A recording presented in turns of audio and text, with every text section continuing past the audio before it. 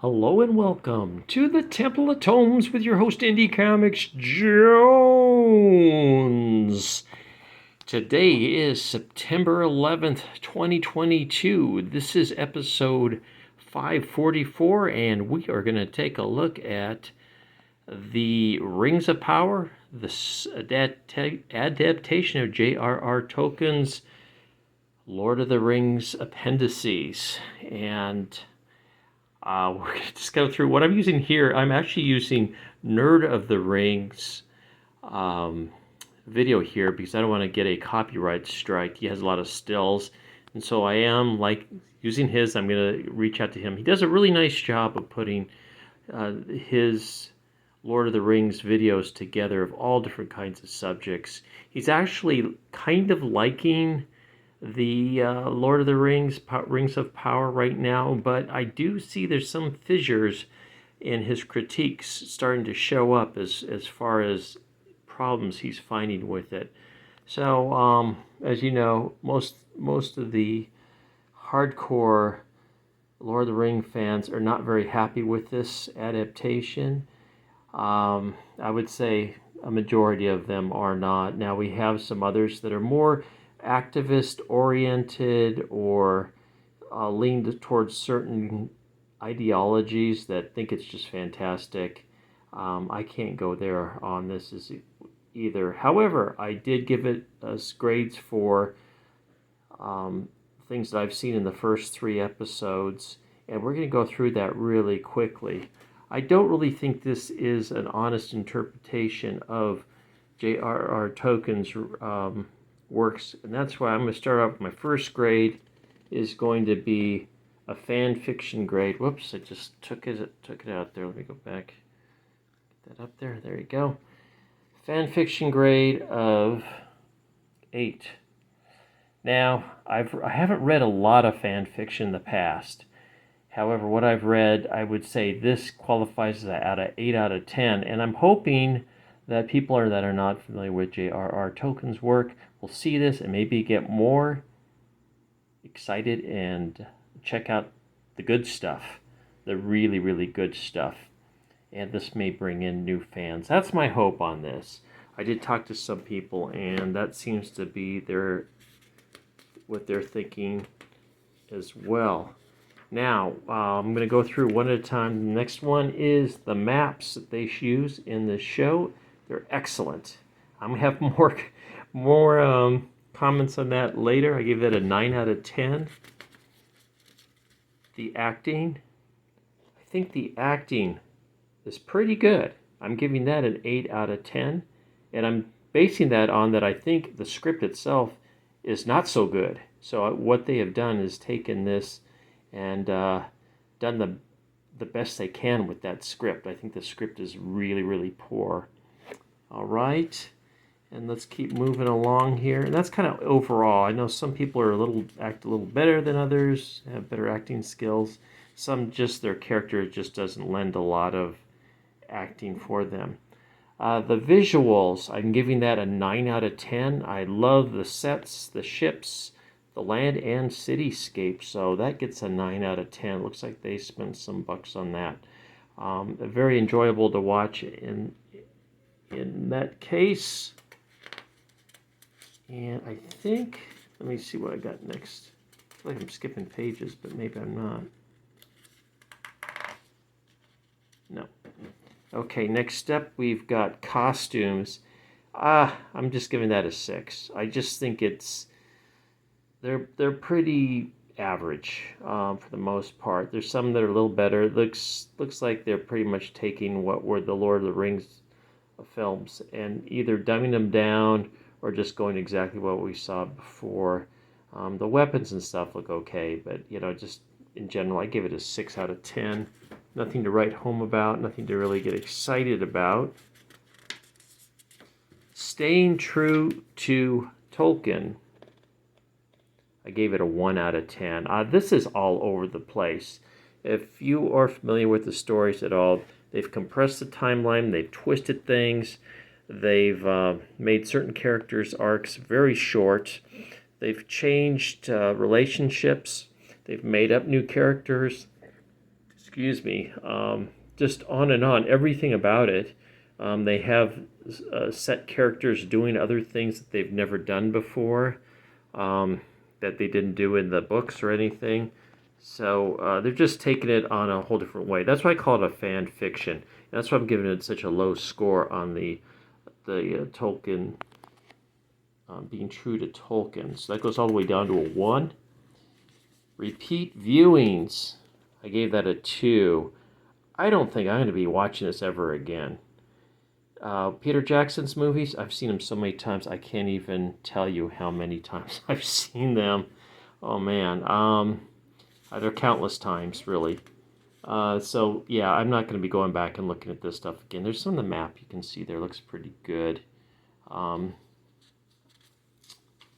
dialogue, gave it a 3 out of 10. Grammatically, it's fine. The accents are fine. Yeah, just nothing really that exciting, though. Nothing that stirring. Again, the actors are doing the best they can with what was given to them, and that's what they were given. Script and plot, I gave it a 2. Okay. The reason I gave it such a low score is the script and the plot is not very interesting. Things drag on. There's no good pacing in this. The interesting aspects that have been covered that were in the appendices are glossed over, or just kind of mentioned. For instance, like Finrod's death. Just all this, he's in a war for a split second, and the next thing his body's laying on a slab of marble, and that's kind of the end of that. Yeah, they just kind of gloss over really interesting points in those appendices, while they'll spend a lot of time just following the Galadriel character all over the place as she's trying to find orcs in the north, and later on we find out that they are in the south, maybe? I don't know. So yeah, it's one of those deals where not really into it. Just the plotting is awful. It's just the story. There's no story. You don't know what the heck's they're anybody's going for. All you know is everybody's adrift and they're all gonna meet up someday, perhaps. Next thing we have is subverting expectations. I gave it a 9 out of 10 on this. The reason being, I think we saw some characters that we thought were going to be just plain awful, and they have been bad. They haven't been half bad. The Dwarven Queen is one of them. What we saw in the trailer looked horrible, and it turned out to not be so bad. Oh, looks like we got a commercial here. I can skip that ad. I don't want to get a commercial. And go back to the Nerd of the Rings. I want to thank the Nerd of the Rings. I did not ask his permission, but thank you for letting me use this video. Submitting expectations in a way that someone that's very, very familiar with the story of Lord of the Rings and the appendices that went with them cannot guess what's going to happen next. It's impossible because they've changed so much. And people new to the show are not going to be able to guess because there's no real connection or linear storytelling here. So that's why I gave it a 9 out of 10. And it's not really a good thing. It's kind of just, it's impossible to tell what's going to happen. And we'll get into that a little bit more later. Next up, I have lessons, parables, and metaphors.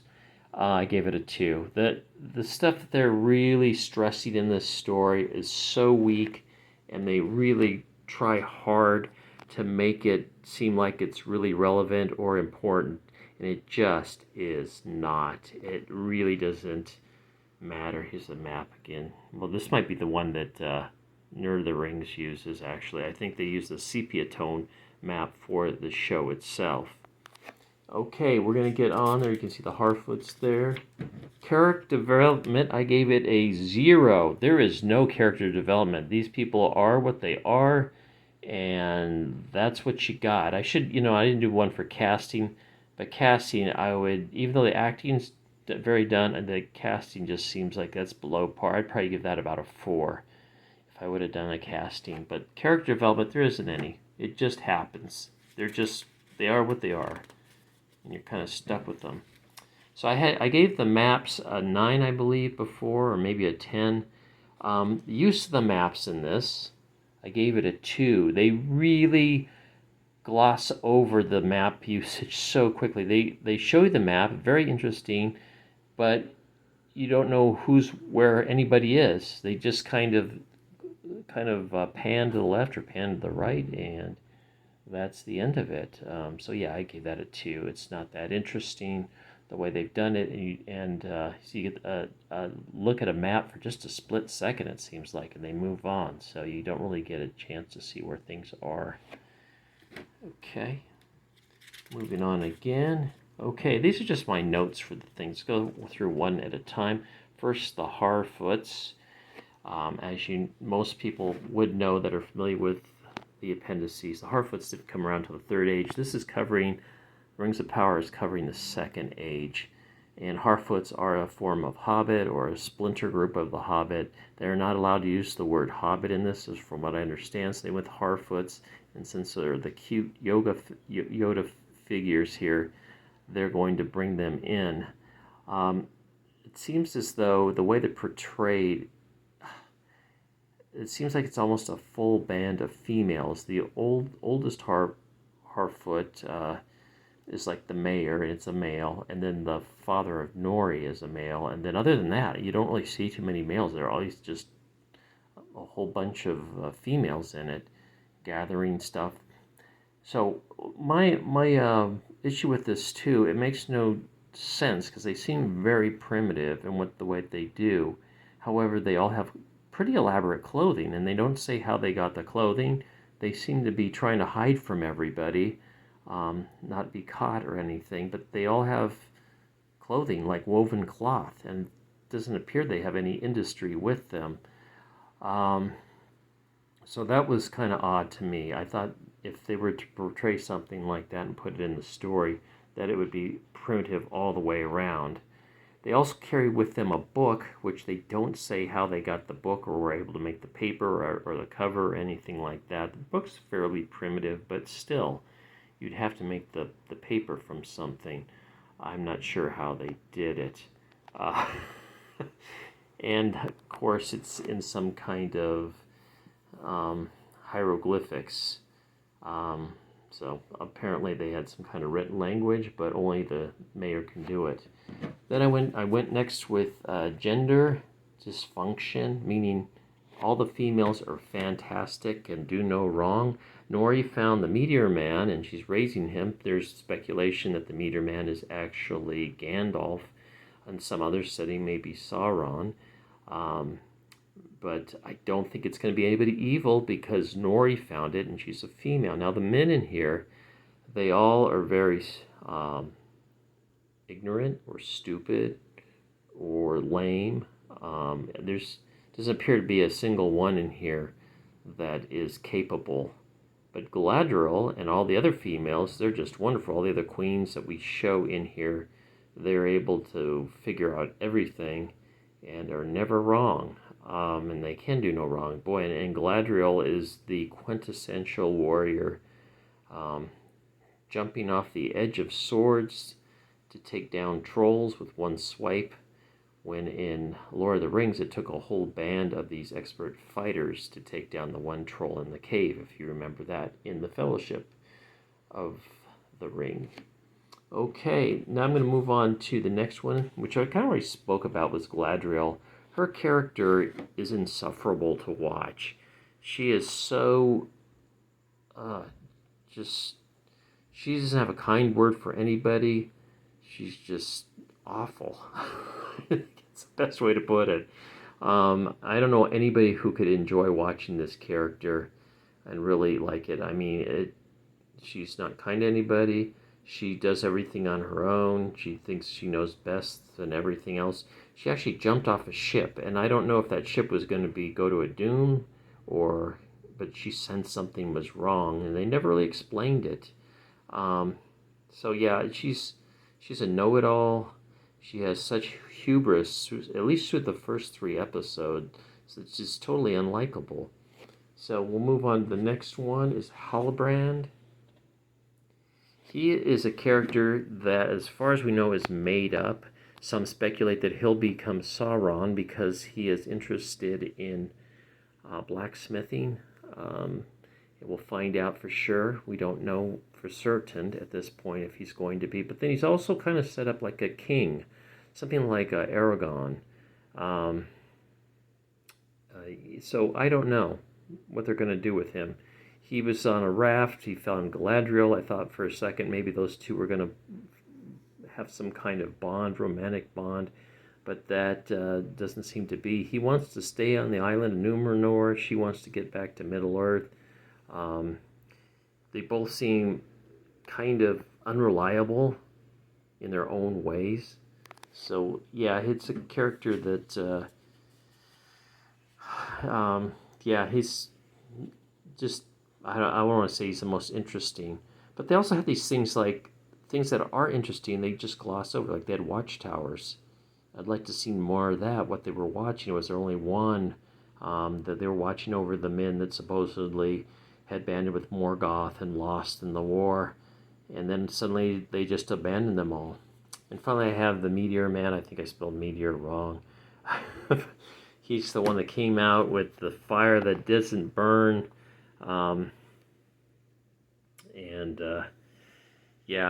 It was, who knows? Who knows? I don't know what to make of him. They think he's going to be Gandalf. I'm going to get rid of this commercial. Sorry about that. Ugh. Got it back. I don't know. But and everybody, almost the full cast in here, even though many of them are hundreds of years old, look very, very young. So other than the Meteor Man, who looks older than Gandalf does at the Lord of the Rings, I don't know what to make of this. The way everybody has been de-aged so much. That's Elrond on the right, by the way. No long hair. I guess he grows it out later. Not sure what to make of that, but anyway, that's my review.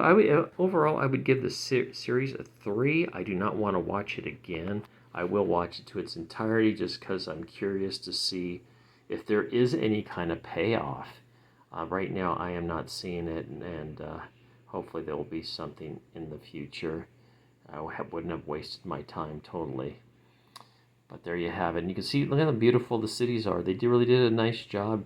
Everywhere you go, there's a waterfall. I don't know if that's what there's the mayor of the Harfoots real quick. And so I want to thank Nerd of the Rings again for these things. So they are sailing off to go into the light. And this is just before Galadriel jumps off the ship and floats around the ocean for a week or so. All right, so thank you for stopping by and watching this video review of Rings of Power, Lord of the Rings from Amazon Prime. As always, please subscribe if you haven't. I know everybody's doing videos on Rings of Power. I'm sure, I think every one of them I've seen just about has been negative. Not giving it good reviews. Nerd of the Rings has actually been very fair on his, but I think not just his personality as well. I think there's some things in here he is finding upsetting, but he's got to say it himself. I'm not going to speak for him, but it just feels like it in the tone of his voice. I hear that. All right, there's the decaying leaf. As always, this is Indie Comics Jones bidding you adieu.